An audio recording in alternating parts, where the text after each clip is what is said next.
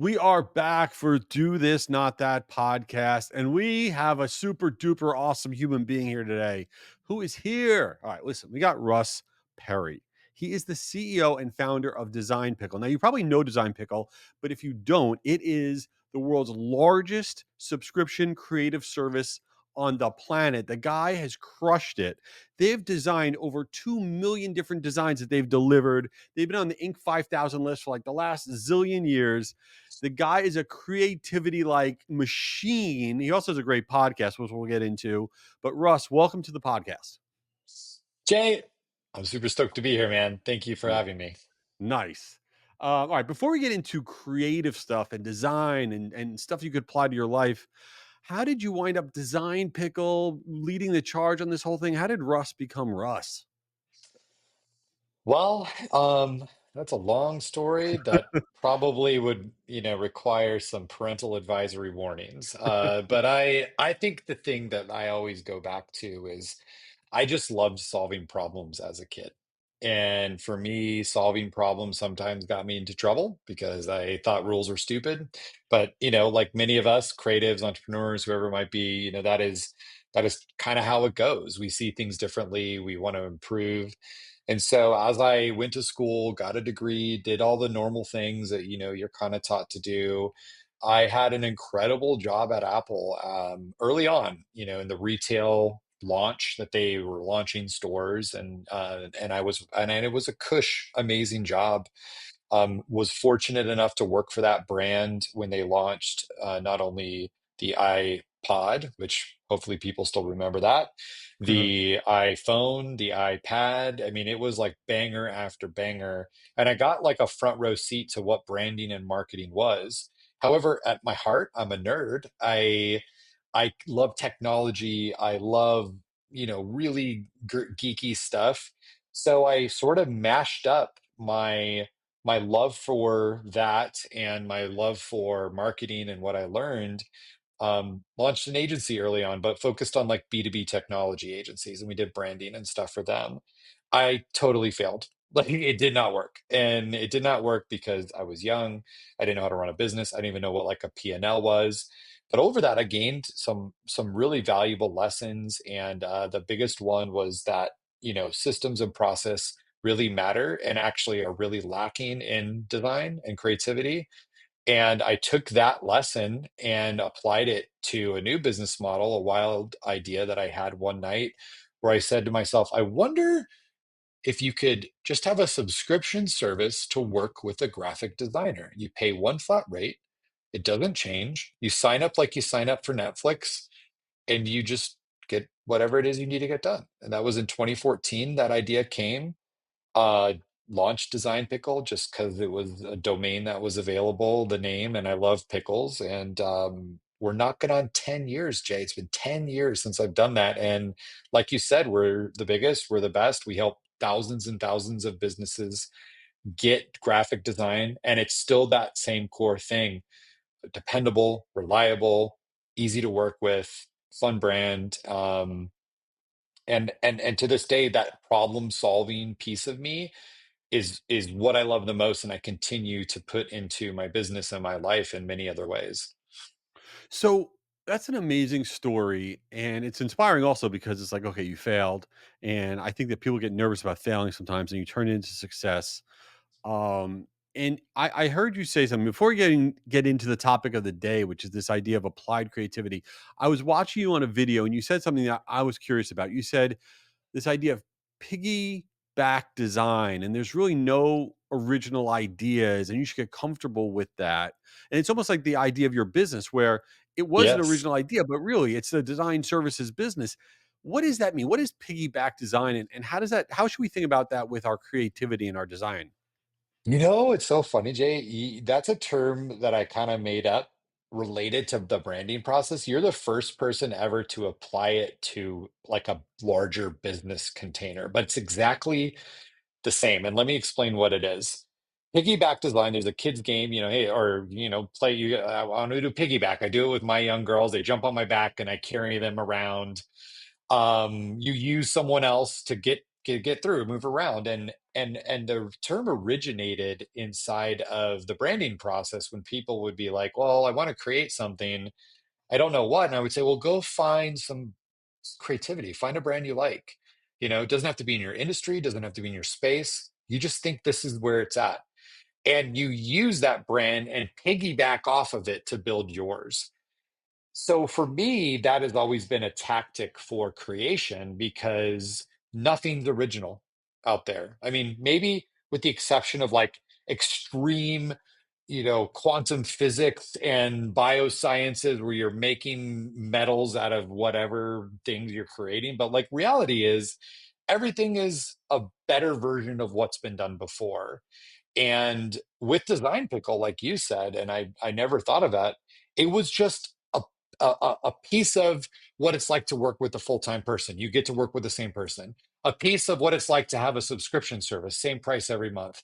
A piece of what it's like to work with a freelancers or a team. You could like scale it up or down. If you need it, you don't. And I took all of these parts of the way people used to get creativity and I put it together under one roof. So yeah, it's essentially that, but using it in a business context. And I love using it because it you don't have to always be the most original. Really what matters is how do you execute. And when you're starting from zero, it's often very hard to go from zero to even 50% or 80%. But if you start at 50% because you put a couple things together, it's much better than to go from 50% to 80% or 90%. And you don't have to have that like pressure of doing it all from nothing. I think that's so great and so important for people to hear because I think, I love Shark Tank. I think it's a great show, but in some ways it's screwed up all of our minds. Everybody thinks you have to create this like brand new thing and a brand new market. And that's not really how it goes. It's very similar to what you did. You looked at an inefficient market, the design space, you say, there's got to be a better way to do this thing. And you piggybacked onto it and you created this awesome thing. And here we are. Design Pickles is crushing it. And I think it's important for when they're iterating and thinking about their ideas that they understand that. So let's take it even a step further, though. Now, outside of the world of design in your business, you talk a lot about this idea of applied creativity in life and everything. Like what is this? What are we talking about? So, quick antidote to get there. Over my career, I've been in the creative space, either as a kid and taking art classes. I studied industrial design. I worked for creative companies. I've had agencies. And there's this term that I hear that drives me up the wall. I'm not creative. I'm not creative. And I just thought that was so crazy because creativity has been often bucketed into a very narrow, small bucket of visual design. So when you say, oh, I'm not creative, most people or many people think about, well, can I draw? Can I paint? Can I do these things? Can I make music or whatever? But to me, creativity is just another word for problem solving. And sometimes creativity, the problem is I want to express myself and I want to express myself in a unique way, but it's also what is it that I want to create to accomplish a goal and do that in an original way. And over the years I discovered that like creativity is no different than any other skill. It's learned. And so then I got down this path one day and I was like, well, how do you be more creative and particularly in your business? Because I think many businesses would say they're not creative or they're, boring, quote unquote. And a lot of that comes down to the leaders themselves and who's driving the ideas and who's driving the strategy. So, people hire agencies and they hire creative directors and all the stuff, and that's great. But I've discovered like if I am being more creative in other areas of my life, as a father, as a parent, as a romantic partner, as a friend, with myself, just doing things that are creative, I actually build that muscle really in a safe container. If I do something weird and creative with my kids, it's a little different than if I do something weird and creative with my sales and marketing funnel. Right. If you do something weird and creative with your sales and marketing funnel, it doesn't work, you're going to be in trouble. But if you're like, hey, kids, we're going to go check out this thing or do this project, and it doesn't work, everyone has a fun time and no one gets hurt. Usually no one gets hurt. But the idea then is like, how do you safely practice creativity and build that muscle so that when it's time to be creative and build in your business, you're more confident. And that's what applied creativity is. It's like applying creative principles of being creative, doing out of the box stuff, challenging yourself outside of business so that you can then do that confidently inside your business. And I've been doing it for years. I find that it's a thing that I'm proactively seeking and trying to always build that muscle and make myself more creative, but through the act of practice, like any other skill that people can learn. So, okay, what does this mean in practical terms? Does that mean like you go out with your kids, like, all right, kids, get all the leaves around the house and let's build an igloo out of leaves? Like, how do you actually do applied creativity in Let me practice? show you. I'm Uh so glad oh. you asked. Here's my current project right now. What is This that? is called this is called the Sabbath box. So Okay. what I did, it's a, if you're religious, the Sabbath is a Sunday, you're supposed to rest. Um, One day I was like, you know what? What if I locked up all the electronics in the house? Uh Phones, oh. iPads, computers, remote controls. What would happen? Will my You'd kids have a lot of lose their enemies. mind? That's what would happen. A lot of enemies. Well, you would think. And so I bought this on Amazon. You could easily smash it, but my kids are younger, so they're okay.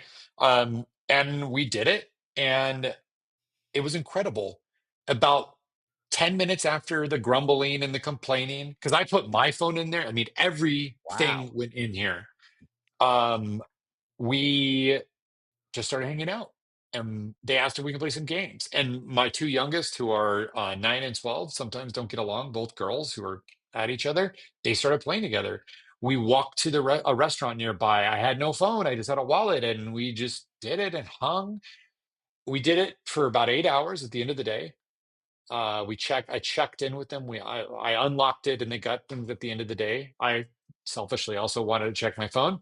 Um, they said the best part of their day was Sabbath box. And Wow. so I run little experiments, I do creative art projects that I'm terrible at because it's just fun. I think it's different for everybody, right? And it's, how do you break the pattern? How do you do something that's not been done, but doesn't have to be crazy, right? It could simply be how you have your day planned. It could be the activities you do. For me, creativity often comes in trying to be creative in music, in art. I suck in both those areas, but it is flexing that muscle. So it's not about one way. It's really, what's the thing that would be different than the normal approach to your Saturday afternoon or date night or whatever it is that you're looking at, trying to apply it towards. I think that's awesome. And I also think it's important for people to be intentional about making it part of their lives. And it could also be, for me, like when I started this podcast, it's like being on a hamster wheel. It's tough, but it forces me to research and learn and explore things and try to come up with new formats and my little version of, creativity that's out of my comfort zone. And I think for everybody, I think, right, it's important to be like, I'm not just going to do this once and then I'll do it again in 6 months. It's something that you're trying to do ongoing as part of your life outside of work. Is it like intentional like that? You have something every week, month, or whatever you're trying to do?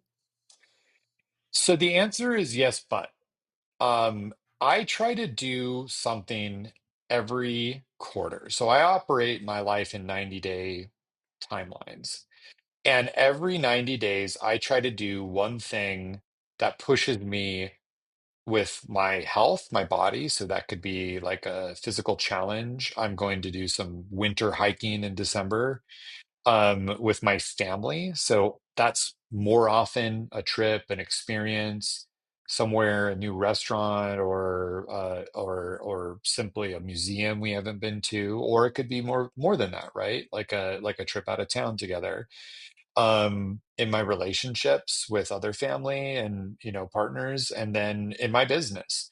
And the business one usually is strategic. You know, I'm not just like winging it and trying to think of random things, but Yeah. it is about trying something that could, if successful, help the business. So my podcast, Jar of Genius, is that project right now. It is a out of the box, different, you know, a non-direct to the funnel project that, like probably you, I am invested in for the long term to create every week and to push something out there. But in the past, it has been public speaking, or it's been writing a book, or it's been other things. So three or to four things every 90 days. And some roll into the next, and some are easy, some are take a lot of work. But I find that's a healthy balance. And you may not do it all. You know, there might be something that just you can't do, but generally you could do one or two, which is better than most people who do nothing and they're on their own hamster wheel, doing the same thing over and over and over and over again and not growing creatively and not growing their experiences that can help them with whatever challenges they're facing. I love that. And I think I need to incorporate this 90-day thing. I don't know if I'm going to get the box and put my 17, 18-year-olds phones in there because they might actually find a knife and hurt me. But I do love it. I have a question though. Before we wrap up, I have a question. So you Yes. have you have your kids, you have your daughters, right? And they come home and they draw something and now they show it to you and you're like the founder of Design Pickle, like this really giant design company, and if they show it to you, are you like, oh my god, that's amazing, or are you like, listen, your texture here is terrible, your color patterns are horrible, like do you put on your design like chief officer hat? I mean, what happens there? Um, so do I crush their create? No, I am you might be super shocked to hear this, but my girls are actually really creative. Surprise. I actually just this morning, yesterday was my youngest birthday. She turned 9, Amazing. and her she's so funny and weird. Her favorite animal, not just fish, her favorite animal of all time is an anglerfish, which is like the fish with the light that hangs out and it has the crazy teeth and eats other fish. Which is like, Very how did you specific. even? I know, and like she loves it. She wanted a stuffed animal, and I saw a painting she did of it, and it was awesome. I do like put put the container of their age and skills around their artwork, so I'm not comparing them to professionals that I work with. But I think it's super important to encourage anyone where they're at. And you know, my oldest was in orchestra and did cello. Was she going to go to Juilliard and be a Broadway cellist? No, but it was her thing and she loved it, and it created an identity and a sense of confidence for her that I don't think, you know, she would have had otherwise. And now she's at university, she's and doing amazing. So I think as a parent you have to, you know, adjust your bar of measurement, but I think it's just about getting those at bats, and that's what's the best thing you can do, whether they succeed or not. Like I tried to do a creative project not too long ago with my two youngest.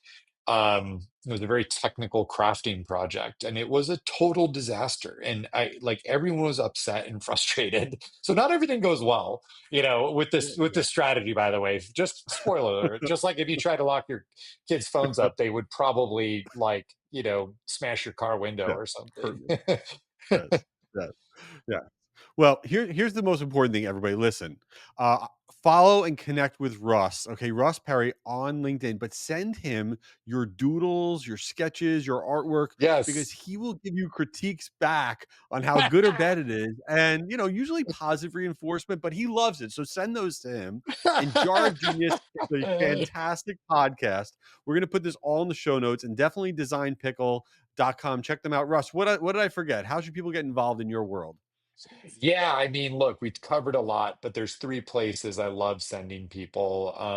First is going to be actually my newsletter. It's called Unlid, kind of a nod to a pickle jar.